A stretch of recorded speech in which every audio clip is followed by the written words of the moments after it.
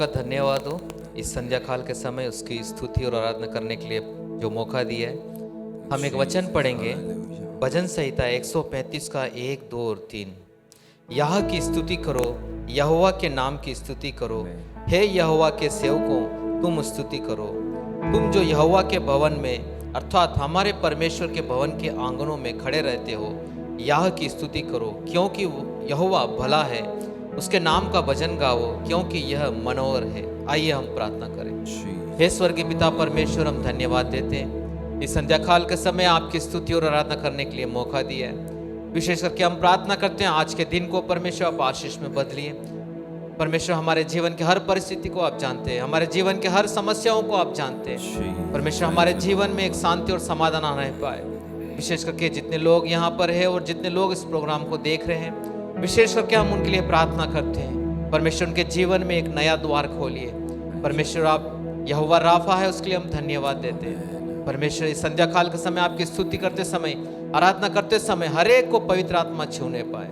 इस सारी प्रार्थना को हम प्रभु यीशु मसीह के नाम से मांगते हैं, आमीन। Hallelujah. Shall we all close our eyes and welcome the Holy Spirit in midst of us? We thank you, Holy Spirit. We thank you, Lord. The Bible says, where 2 or 3 gather in my name, I am there in midst of them. Lord, we thank you for this wonderful day. We welcome you, O Father. Amen. The Bible says, He makes our dwelling place in midst of us. And He said, I will be the God and they will be my people. Lord, today, we're so glad to worship you, Father. Fill us with your presence. Fill us with your glory, O Lord. Amen. Let your name alone be magnified, O Father. We thank you, we thank you, we thank you. Shall we all thank that wonderful name? Amen. Shall we all thank that powerful name? Hallelujah. The beautiful name, the name which is above all the names. We thank you, Lord. Hallelujah, hallelujah, hallelujah. देखो मनुष्य के मध्य में रहने वाले प्रभु हमारे बीच में रहने को चाहता तू है प्रभु। Shall we all together, the whole heart, sing the song and say, Lord, you love to be in midst of us, O Father. You're the one who dwells in midst of us, O Father. Today, as we worship your name, as we lift your holy name, let your presence fill this place, O Father. And whoever is watching this, come right now in midst of them and let us feel your presence, O Lord. Oh, we lift your holy name. We thank you, Lord. We thank you, Jesus. Hallelujah.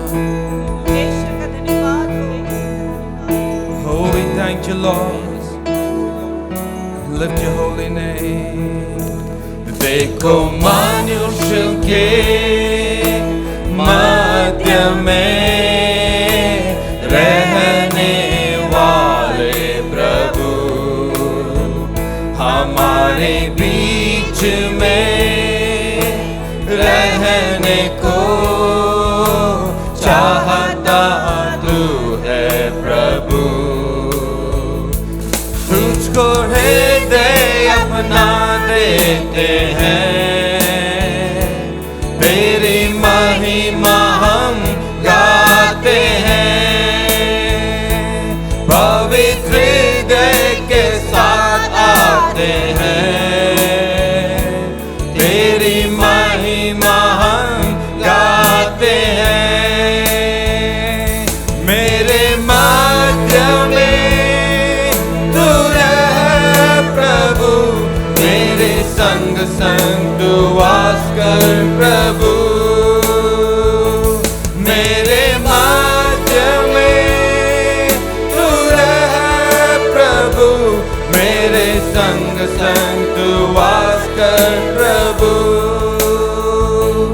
देखो मनुष्य के मध्य में रहने वाले प्रभु हमारे बीच में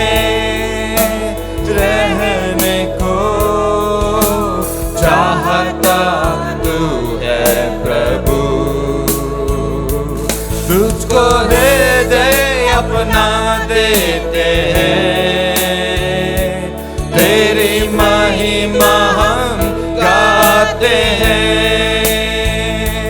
पवित्र हृदय के साथ आते हैं, तेरी महिमा हम गाते हैं। मेरे मध्य में तू रह प्रभु, मेरे संग संग तू वास कर प्रभु। मेरे मध्य में तू रह प्रभु, मेरे संग संग तू वास कर प्रभु।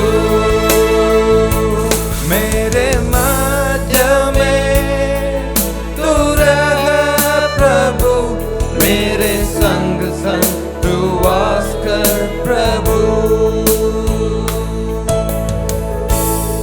परमेश्वर हम आपका धन्यवाद देते हैं। परमेश्वर हमारे जीवन में अद्भुत कार्य किया, उसके लिए हम धन्यवाद देते हैं। हर एक दिन आप हमें हर घटने और हर विपत्तियों से बचाकर लेकर चलते, उसके हम धन्यवाद देते हैं। परमेश्वर हम आपकी स्तुति करते हैं, परमेश्वर हम आपकी आराधना करते हैं, परमेश्वर केवल आपके नाम की महिमा करते हैं। परमेश्वर हर दिन परमेश्वर गिन गिन कर आपके नाम की स्तुति करने पाए, हर दिन परमेश्वर हमारे मुख से आपकी प्रशंसा होने पाए। परमेश्वर हर रोज परमेश्वर आपके नाम की स्तुति करने पाए। परमेश्वर दोनों हाथों को उठाकर आपके नाम की स्तुति और आराधना करने पाए। परमेश्वर आप महान परमेश्वर है, सर्वशक्तिशाली परमेश्वर है, उसके लिए हम धन्यवाद देते हैं। आपकी दया, आपका कृपा, आपका अनुग्रह हर एक समय हर एक जगह होने पाए। परमेश्वर हालेलुया।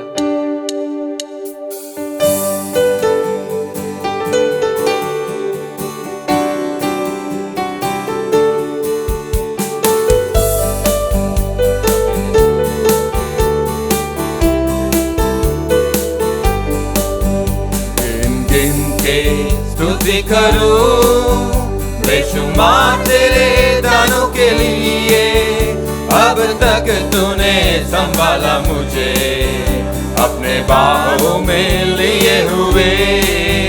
अब तक तूने संभाला मुझे अपने बाहों में लिए हुए। गिन गिन के स्तुति करूं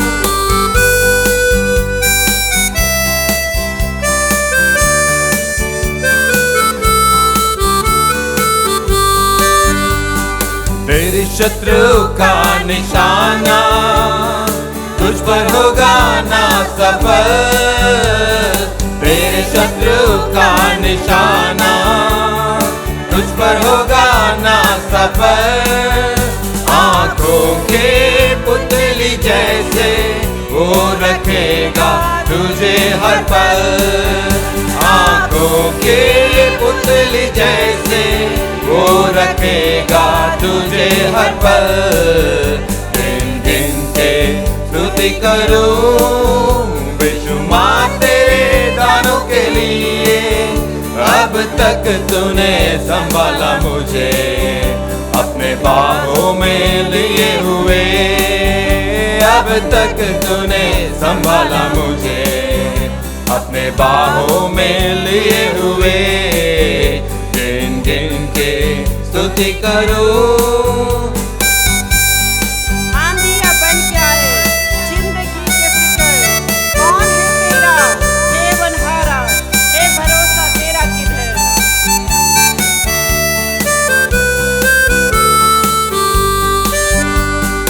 आंधियां बन के आए जिंदगी के फिक्र।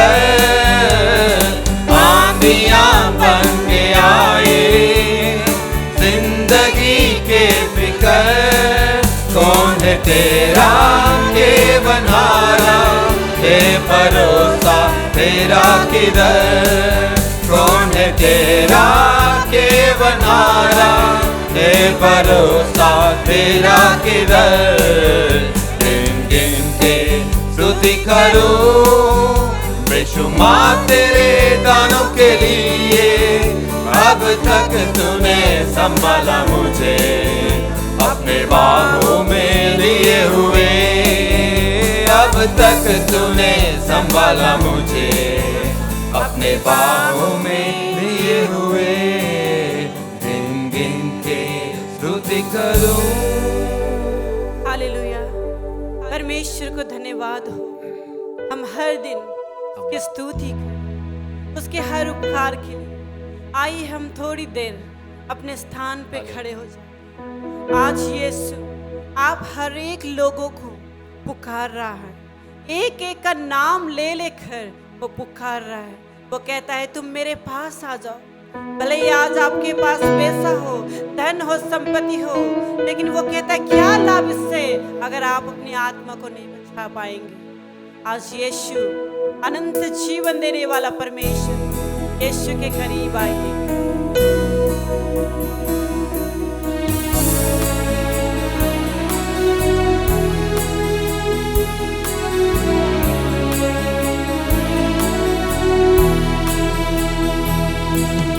यीशु बुला रहा, यीशु बुला रहा, तेरा नाम ले लेकर तुझे यीशु बुला रहा, तेरा यीशु बुला रहा, यीशु बुला रहा, तेरा नाम ले लेकर तुझे यीशु बुला रहा। क्या पाएगा तू जीतकर दुनिया को, क्या लाभ होगा खोकर आत्मा को। तू आजा यीशु के पास, तुझे यीशु बुला रहा।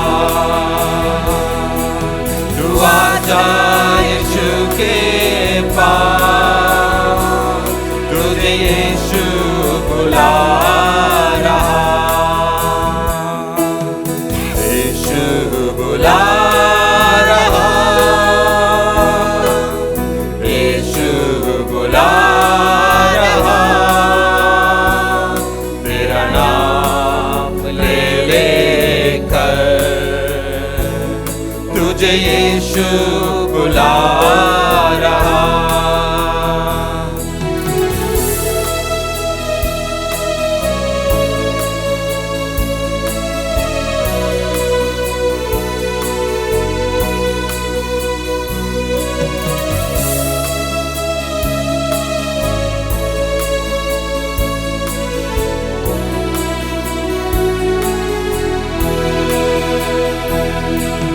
चोर आया चोरी करने, काट हत्या करने, यीशु आया जीवन देने, बहुताय का जीवन देने। तू आजा यीशु के पास, तुझे यीशु बुला रहा। तू आजा यीशु के पास, तुझे यीशु बुला रहा। यीशु बुला रहा, यीशु बुला रहा, तेरा नाम ले लेकर तुझे यीशु बुला रहा। यीशु बुला रहा, यीशु बुला रहा, तेरा नाम ले लेकर तुझे यीशु बुला रहा। परमेश्वर हम आपको धन्यवाद देते हैं, आज भी हर लोगों को उसका नाम ले लेकर पुकार रहा है। प्रभु तू कहता है कि जो पाप में पड़े हैं वे मन फिरा कर मेरे पास आए, मुझ पर विश्वास कर और मैं तुम्हें अनंत जीवन दूंगा। प्रभु तू कहता है। प्रभु मैं धन्यवाद करती हूँ। ना जाने आज कितने लोग बीमार में होंगे, तकलीफ में होंगे। प्रभु यीशु, उन्हें सहारा देने वाला कोई नहीं है यीशु, लेकिन तू उनसे प्रेम करता है। आज आप उन्हें पुकार रहे हैं। आज जितने लोग भी देख रहे हैं इस घड़ी, प्रार्थना कर रहे हैं, आप सभी लोग संसार के कामों को छोड़कर, आमीन। संसार की बातों को छोड़कर, संसार की मोह माया को छोड़कर यीशु मसीह के करीब आइए। वो आपको अनंत जीवन देगा, वो आपको अनंत शांति देगा। परमेश्वर आपसे प्रेम करता है। प्रभु सब बातों के लिए धन्यवाद करती हूँ। प्रभु आइए आज जो आपके वचन को हम सुनने जा रहे हैं, तेरा अनुग्रह हो प्रभु, तेरा ये वचन प्रभु हर एक के दिल में तक जाने पाए। परमेश्वर तेरी अनुग्रह, सारी बातों के लिए धन्यवाद करती हूँ प्रभु, और प्रार्थना प्रभु यीशु आपके नाम से मांगती हूँ, आमीन। हालेलुया। विशेष करके परमेश्वर को हम धन्यवाद देते हैं संध्या काल के समय। प्रभु यीशु मसीह के नाम से हम आप सभी का स्वागत करते हैं। विशेष करके परमेश्वर ने एक अच्छा मौका दिया है, अच्छा एक समय दिया है कि इस दिन हम परमेश्वर की स्तुति और आराधना करेंगे। और विशेष करके हम धन्यवाद देते हैं कि हर रोज़ परमेश्वर अपनी दया के अनुसार, अपने अनुग्रह के अनुसार हमें हर कठिनाइयों से, हर विपत्तियों से हमें बचा कर लेके चलता है। विशेष करके हम आपसे प्रार्थना करते हैं, हम आपसे विनती करते हैं, आप निरंतर इस प्रोग्राम में आप भाग लीजिए। विशेष करके एजी सर्विस, हिंदी सर्विस हर इतवार शाम को 5 से 6 बजे के मध्य में होता है। आप जब भी आप संध्या का शाम को 5 या 6 बजे के बीच में इस आराधना को आप लाइव में देख सकते हैं। हालेलुया। विशेष करके आज के 2 हमारे परमेश्वर के दास है जो परमेश्वर का वचन आपके बीच में लेके आएंगे। हम उनका स्वागत करते हैं। उनका नाम है ब्रदर आशीष डैनियल, उनका नाम है। हम उनका स्वागत करते हैं और परमेश्वर का वचन, जो भी वचन वो सुनाएंगे, उस वचन के अनुसार हम अपने आप को समर्पण करेंगे। आमीन। प्रभु के नाम की स्तुति प्रशंसा होवे। आज एक खास विषय पर हम परमेश्वर के वचन को हम मनन करने जा रहे हैं। कई बार हम अपने फिजिकल आइज से कई बातों को हम समझ पाते हैं, लेकिन अपने आत्मिक नज़रों से हम समझते नहीं हैं, हम देख नहीं पाते हैं। एक किसान को अगर हम देखते हैं, किसान मौसम को देखता है और उसके अनुसार वो अपना पौधा को रोपना और अपने फसल सारे बातों को वो तय करता है। लेकिन एक वचन को हम पढ़ेंगे, मत्ती 16वां अध्याय उसका 1 से 3, और उस वचन को पढ़ेंगे। वहाँ पर यीशु एक खास बात को कहता है। जरूर हम समय को पहचानना जरूरी है, और आज का संदेश का जो विषय है समय को पहचाने। आइए हम इस वचन को पढ़ेंगे। मत्ती रचित सुसमाचार उसका 16वां अध्याय उसका 1 से 3 तक। फरीसियों और सदुकियों के पास आकर उसने परखने के लिए उससे कहा, हमें स्वर्ग का कोई चिन्ह दिखा। उसने उनको उत्तर दिया, सांझ को तुम कहते हो मौसम अच्छा रहेगा क्योंकि आकाश लाल है, और भोर को कहते हो आज आंधी आएगी क्योंकि आकाश लाल और धूमिल है।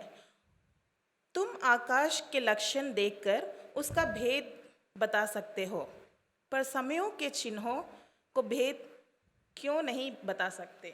आकाश के लक्षण को देख के तुम समय की भेद को तुम बता सकते हो, लेकिन समय को क्यों तुम पहचान नहीं पाते हो? हमारे अंदर इस बातों को जांचने की आवश्यकता है। मैं आज 3 घटनाओं के द्वारा एक खास बातों को मैं आपके बीच में रखना चाहता हूँ। उस 3 घटना एक खास घटना है जो हमें अपने आप को जांचने की आवश्यकता है।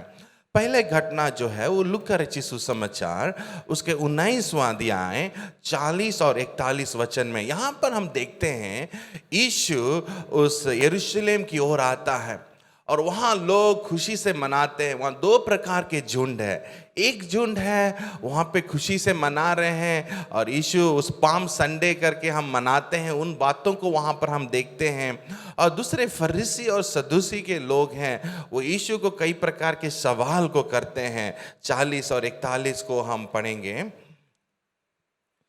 उसने उत्तर दिया, मैं तुमसे कहता हूँ, यदि ये चुप रहे तो पत्थर चिल्ला उठेंगे। जब वह निकट आया तो नगर को देखकर उस पर रोया अगला वचन भी। और कहा, क्या ही भला होता कि तू ही इसे दिन के कुशल की बातें जानता, परंतु अब वे तेरी आंखों से छिप गई है। अगला वचन भी। क्योंकि वे दिन तुझ पर आएगी कि तेरी बैरी मोर्चा बांधकर तुझे घेर लेंगे और चारों ओर से तुझे दबाएंगे। और उस 44 अध्याय में आखिरी में हम देखते हैं, उसमें लिखा हुआ, क्योंकि तूने समय को नहीं पहचाना। यहां पर हम देखते हैं यीशु उस यरूशलेम की ओर जाता है। एक तरफ एक बहुत बड़ा सेलिब्रेशन है, लोग खुशी आनंद मना रहे हैं, और एक झुंड वहां पर यीशु को अपने दिमाग से, अपने बुद्धि से वो परखना चाहते हैं। लेकिन यीशु इन लोगों को देखकर वो आंसू बहाता है, क्योंकि यीशु जानता है कि एक झुंड सिर्फ मनाने में है और सिर्फ उस फेस्टिवल ओकेशन को एंजॉय करने में है, लेकिन वे यीशु को अपने अंदर ग्रहण नहीं किए। दूसरी तरफ एक झुंड है जो अपने आप को बहुत बुद्धिमान समझते हैं, बहुत ज्ञानी समझते हैं। वो यीशु को परखना चाहते हैं, लेकिन यीशु को अपने अंदर स्वीकार नहीं किए। यीशु को मेसिया के रूप में वो लोग स्वीकार नहीं किए। और यीशु आंसू बहाता है कि इन्होंने समय को नहीं पहचाना। खास ये लोग के आत्मिक आंख खुला रहता कि ये समझ पाते हैं कि अभी ये शांति का समय है।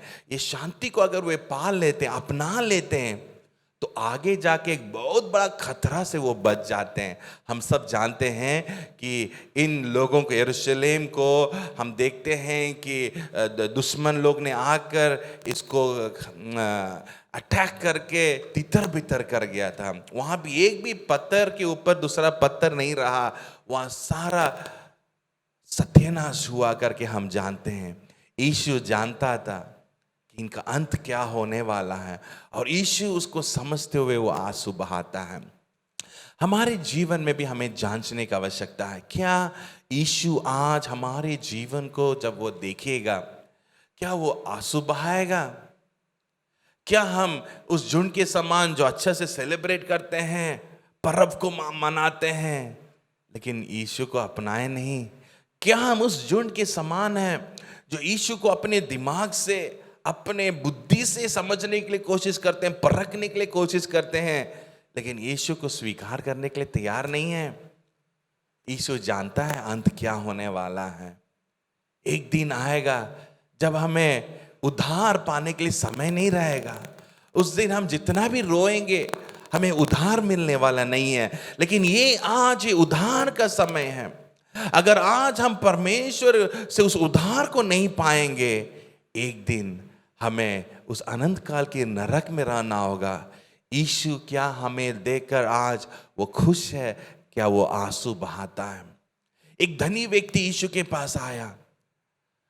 जरूर वो अपने ज्ञान बुद्धि से वो कहने लगा, मैंने ये किया वो किया। यीशु कहा, तुम सब कुछ बेच के गरीबों को बांटो। लेकिन उसको करने के लिए वो तैयार नहीं था, क्योंकि वो अपने बुद्धि से यीशु को स्वीकार करना चाहा, अपने हृदय से नहीं।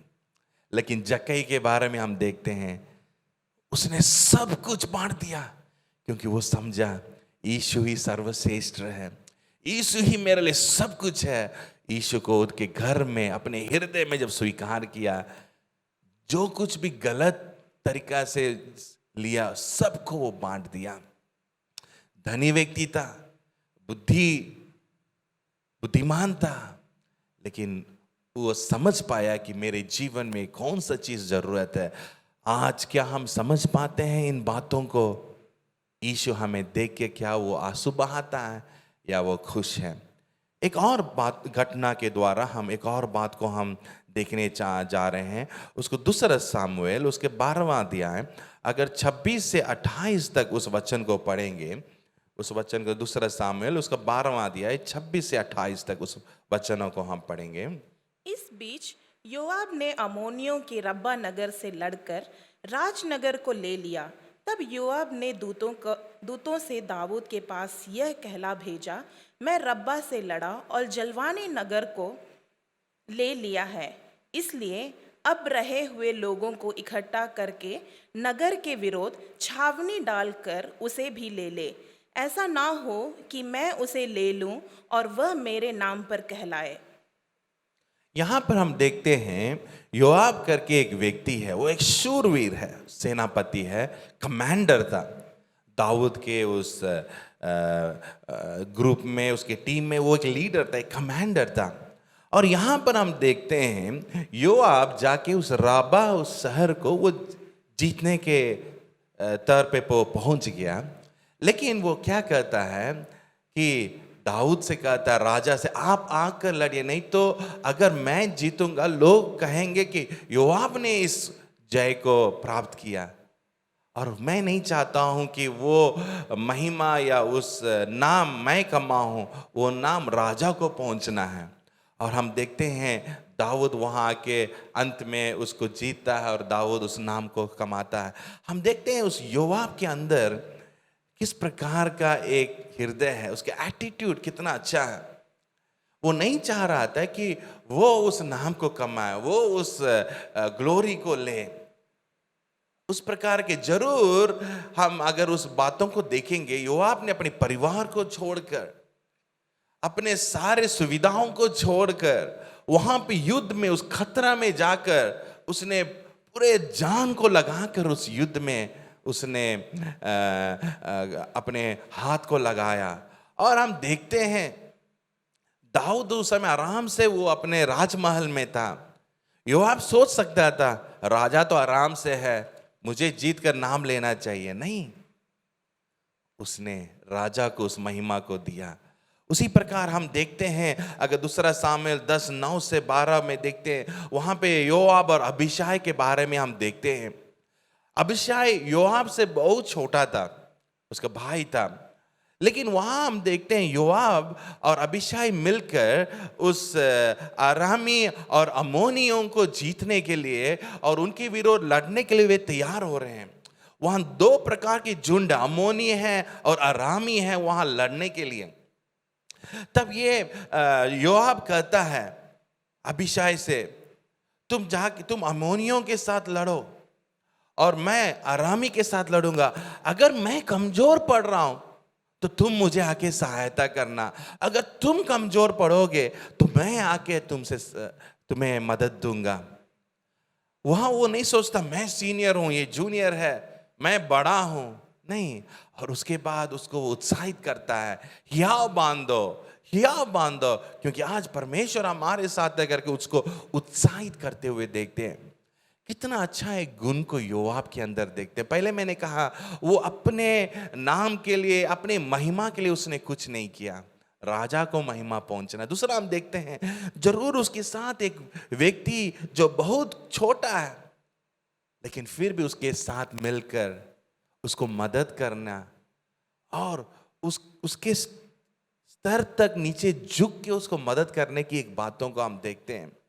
अगर हम पहला क्रॉनिकल्स उसका 21वां अध्याय, उसके वचनों के 1, 3, 4 उन वचनों को, पहला 6-7 वचन को अगर हम पढ़ेंगे, वहां पर भी हम एक और खास बातों को हम देखते हैं।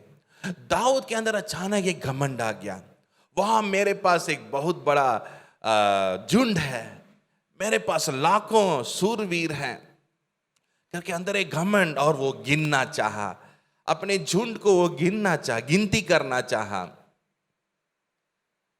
परमेश्वर उससे प्रसन्न नहीं था, क्योंकि परमेश्वर दाऊद के साथ रहा और हर युद्ध में, चाहे वो कमजोर था, कई बार वो कमजोर था, लेकिन उसके बावजूद भी परमेश्वर ने उसको जय को दिया।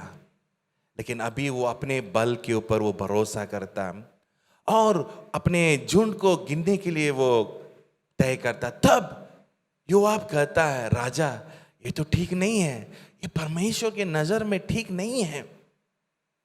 फिर भी दाऊद उसको सुनने के लिए तैयार नहीं रहता। उसके बाद हम उस घटना को हम जानते हैं, परमेश्वर उसे प्रसन्न नहीं हुआ और 70,000 सेनाओं को परमेश्वर ने मार डाला। एक बहुत बड़ा दंड को उसने देखा।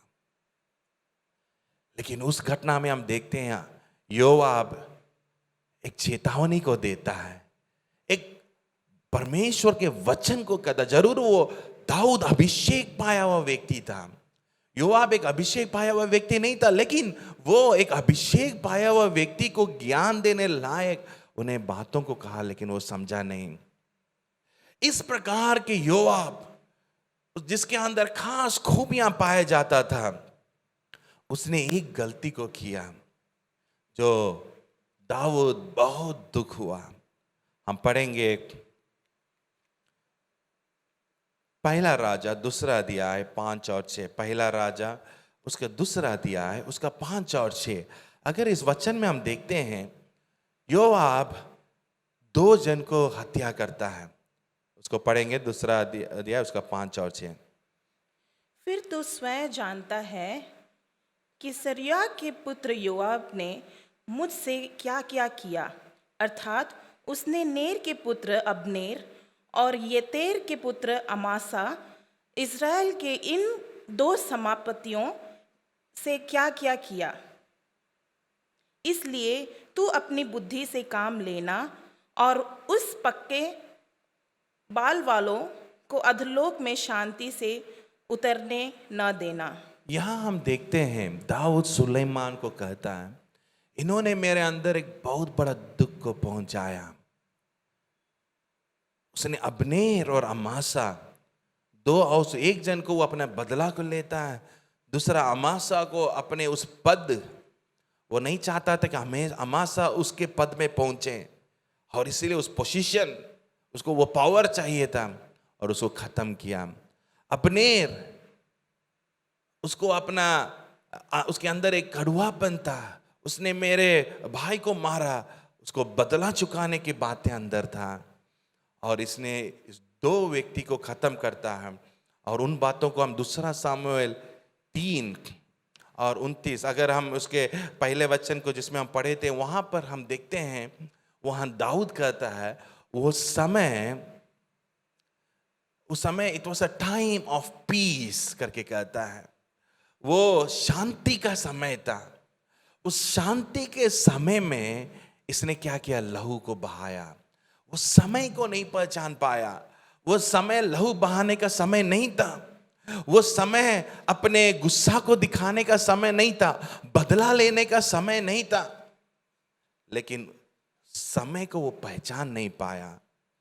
वह उस समय में, जब शांति का समय में वो बदला चुका था। इसलिए उस वचन में लिखता, दाऊद कहता है कि वो शांति के समय में वो अपना बदला को लिया, समय को नहीं पहचाना। उसके चलते क्या होता करके दूसरा सामुएल 3 का 29 में हम पढ़ते हैं। दूसरा सामुएल उसके 3 के 29 में अगर हम पढ़ते हैं, वहां पर हम देखते हैं वो एक शराब का कारण बना। उसको हम सुनेंगे। वह योआब और उसके पिता के समस्त घराने को लगे, और योआब के वंश ने कोई न कोई प्रमेह का रोगी और कोढ़ी और बैसाखी का लगाने वाला और तलवार से खेत आने वाला और भूखों मरने वाला सदा होता रहेगा। यहां देखते हैं उसका संतान के लिए वो शराब का कारण बना। शायद वो लंगड़े होंगे या कोढ़ी बनेंगे, भूखे मरेंगे, इस प्रकार एक शराब। जरूर योआब के अंदर कई खूबियां पाया जाता था, अपने दौड़ को अच्छा से शुरू किया, लेकिन एक गलती को किया, वो समय को नहीं पहचान पाया। उस शांति के समय में वो लहू को बहाना चाहा, वो बदला लेना चाहा, अपना गुस्सा को दिखाना चाहा। क्या आज हम इस समय को पहचानते हैं? अभी अनुग्रह का समय है जहां परमेश्वर चाहता है कि हम इस अनुग्रह को समझें, और परमेश्वर चाहता है कि हम अपने अंदरूनी बातों को जो ठीक नहीं है उसको सुधारें। ये समय नहीं है कि हम बदला लें, ये समय नहीं है कि लहू को बहाएं। लेकिन कई बार हम स्वार्थीपन हमारे अंदर, हमारे लाभ के लिए हम दूसरे को घायल करते हैं। क्या हम समय को पहचाने हैं? एक और आखिरी में एक और घटना को हम देखेंगे और उसमें भी कुछ बातों को हम सुनने के लिए हम कोशिश करेंगे। यहाँ पर अगर हम दूसरा राजा उसका 4 अध्याय और 5वां अध्याय, दूसरा राजा 4 और 5, इस 2 अध्याय को अगर हम पढ़ेंगे, वहाँ पर एक सुमेनवासी की एक स्त्री के बारे में हम देखते हैं। वहाँ सुमेनवासी एक स्त्री, वो संतान उसका नहीं था।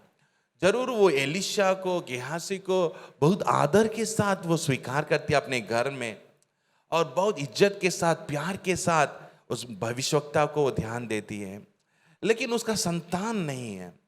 और हम देखते हैं गेहासी उसके जीवन में एक आशीष का कारण बनता है। एलिशा पूछता है, मैं तुम्हारे लिए क्या करूं? तुमने मेरे लिए इतने बातों को की है, मैं तुम्हारे लिए क्या कहूं? गेहासी तुरंत कहता है, मालिक, इसके पास संतान नहीं है, इनका संतान नहीं है। जरूर एलिशा नहीं समझ पाया इस स्त्री का क्या जरूरत है, लेकिन गेहासी समझ पाया। वो एक ऐसा व्यक्ति था, वो लोगों की जरूरतों को समझने वाला एक व्यक्ति था।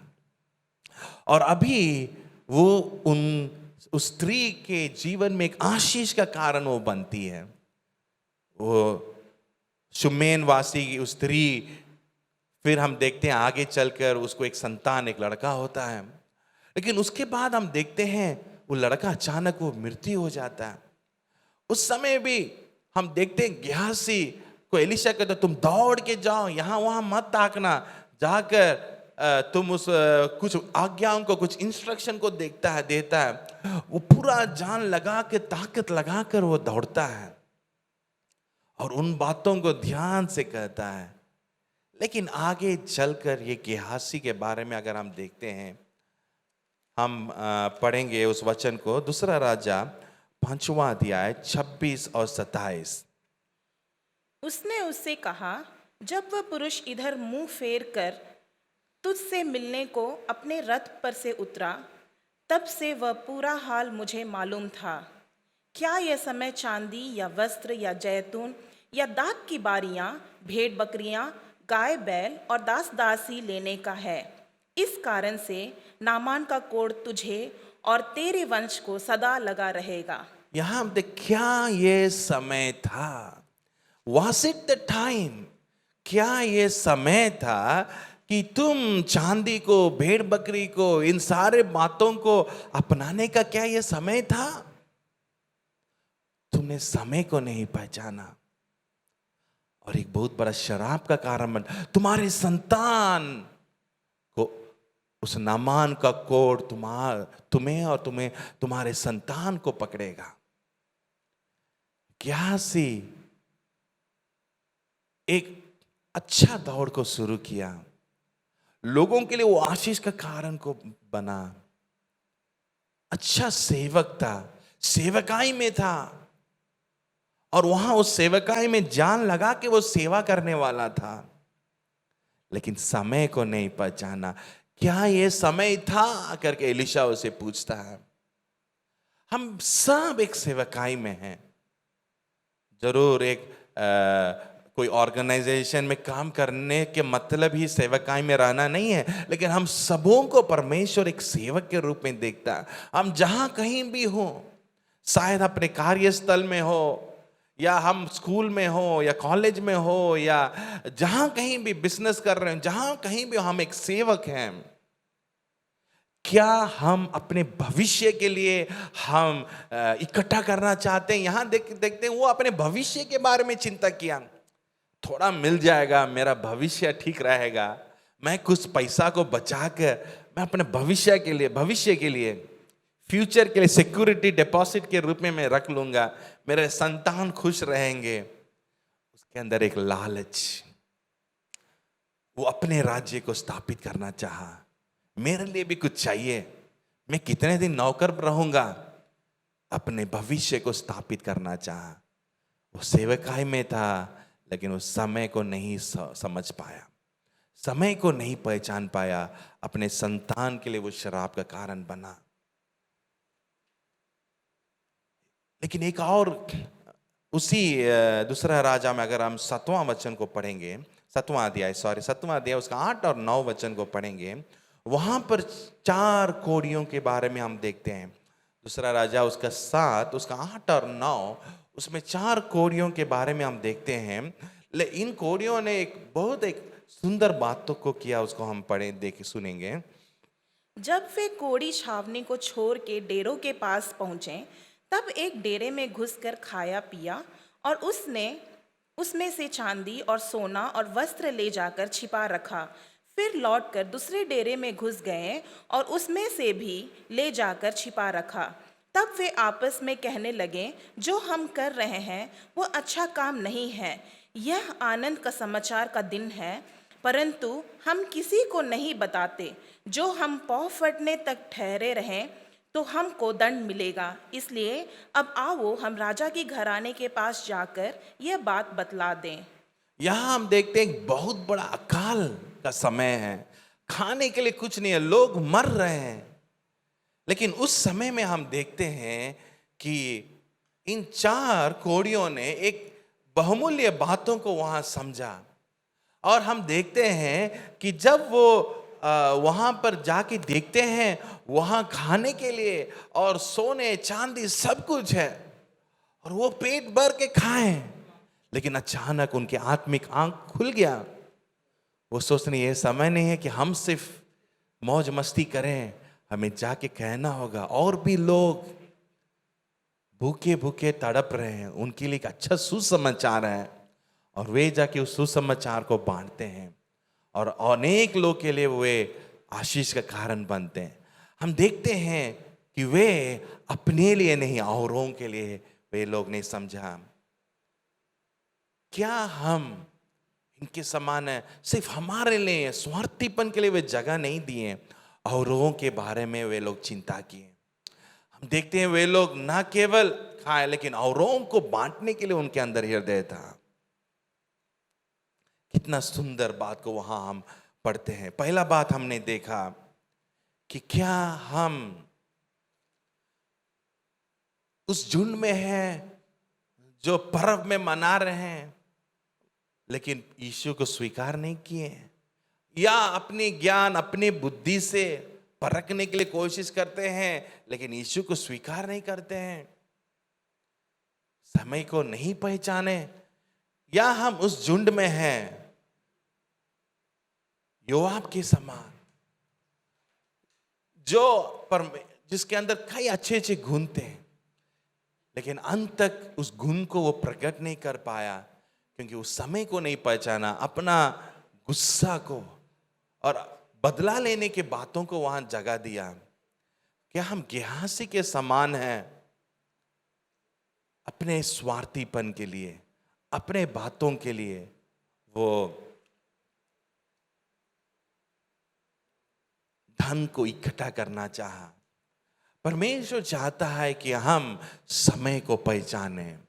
हमारे चारों तरफ क्या चल रहा है, हम जिम्मेवार हैं। हमारे चारों तरफ के लोग नाश की ओर जा रहे हैं, हमारे चारों तरफ लोग अंधकार में हैं, वो परमेश्वर को नहीं जानते हैं। ये समय है कि हम परमेश्वर के गुण को हम प्रकट करें। ये समय है कि हम औरों के लिए आशीष का कारण बने। ये समय नहीं है कि हम अपने धन को इकट्ठा कर रहे हैं, अपने संपत्ति को इकट्ठा कर रहे हैं, अपने भविष्य के लिए चिंता करें, अपने बाल बच्चों के लिए चिंता करें, लेकिन ये समय है कि हम औरों को जो नाश की ओर जा रहे हैं उन्हें बचाने का एक कर्तव्य हमारे अंदर है। क्या हम समय को पहचान पाते हैं? हमारे शारीरिक नजरों से हम कई बातों को देखकर हम प्लान करते हैं, हमारे बजट को प्लान करते हैं, हमारे भविष्य को प्लान करते हैं, कई बातों को हम प्लान करते हैं, लेकिन क्या हमारे आत्मिक नजर से क्या हम बातों को देखते हैं, समय को पहचानते हैं? और क्या उसके अनुसार अपने क्रिया को, अपने काम को हम कर बैठते हैं? परमेश्वर चाहता है कि हम समय को पहचानें, समय को पहचानें। दूसरा तिमोथी 3 अध्याय उसका 1 से 7 तक अगर हम पढ़ेंगे, दूसरा तिमोथी 3 1 से 7, वहां हम देखते हैं कि अंत के समय में लोग, उनके अंदर किस प्रकार के गुण रहेगा। उनके अंदर बैर रहेगा, स्वार्थीपन रहेगा, वो इज्जत आदर नहीं देंगे। इस प्रकार अनेक बातों को वहां पर दिया गया। क्या हमारे अंदर वे गुण पाए जाते हैं? अगर उन गुण हमारे अंदर पाए जाता, हमें अपने आप को जांचने की आवश्यकता है, अपने आप को सुधारने की आवश्यकता है, क्योंकि परमेश्वर चाहता है कि हम समय को पहचानें और उसके अनुसार हम कार्य करें। आइए हम अपनी आंखों को बंद करें और परमेश्वर की ओर ताकें। Hallelujah, hallelujah. धन्यवाद देते हैं परमेश्वर, धन्यवाद, धन्यवाद प्रभु, इस सुंदर समय के लिए धन्यवाद। कई बार परमेश्वर हमारे आत्मिक आंख अंधा हो जाता है, धुंधला हो जाता है, हमारे चारों तरफ की बातों को हम देख नहीं पाते, समझ नहीं पाते हैं। हम सिर्फ अपने शारीरिक नजरों से हम देखते हैं, शारीरिक आंख से हम देखते हैं, लेकिन आत्मिक नजर से हम देख नहीं पाते हैं। हे प्रभु, उस यरूशलेम के उस लोग के समान जिन्होंने आपको मेशिया के रूप में स्वीकार नहीं किया, जरूर वे उन्होंने आपको देखा, यीशु को उन्होंने देखा, यीशु को मनाया, लेकिन स्वीकार नहीं किया, शांति को अपनाया नहीं। और वहां देखते हैं यीशु उन्हें देखकर तरस खाया और रोया। हम उस जगह पे हम ना पाए जाएं, समय को पहचानने वाले बनने पाए, उद्धार को पाए हुए व्यक्ति होने पाए, और ना केवल हम उद्धार को पाए लेकिन तुझे हम प्रकट करने वाले बनने पाए। जिस प्रकार हम योआब के जीवन में हमने देखा, वो तेरे प्यार को, तेरे क्षमा को वो प्रकट नहीं कर पाया, गुस्सा को, बदला लेने की बातों को उसने प्रकट किया। हमारे अंदर, हमारे गुण में एक बदलाव को लाइए परमेश्वर। और परमेश्वर, हमने देखा कि आपने हम सबों के लिए एक सेवकाई को दिया है, और कई बार हम भूल जाते हैं हम तेरे सेवकाई, तेरे मिशन में हैं। उसको समझते हुए हम अपने स्वार्थीपन में नहीं, परंतु समय को पहचान कर अपने लिए लेकिन औरों के लिए सोचने वाले हम बन सकें। प्रभु, तो हमसे लगातार बर्ताव कर, इन बातें हमारे अंदर एक बदलाव को लाने पाए, हमारे सोच विचार में एक बदलाव लाने पाए, हमारे हृदय में एक बदलाव को लाने पाए। तो हमसे बर्ताव कर, यीशु के नाम से मांगते हैं, सुन और ग्रहण कर। आमीन, आमीन। प्रभु आपको आशीष दे।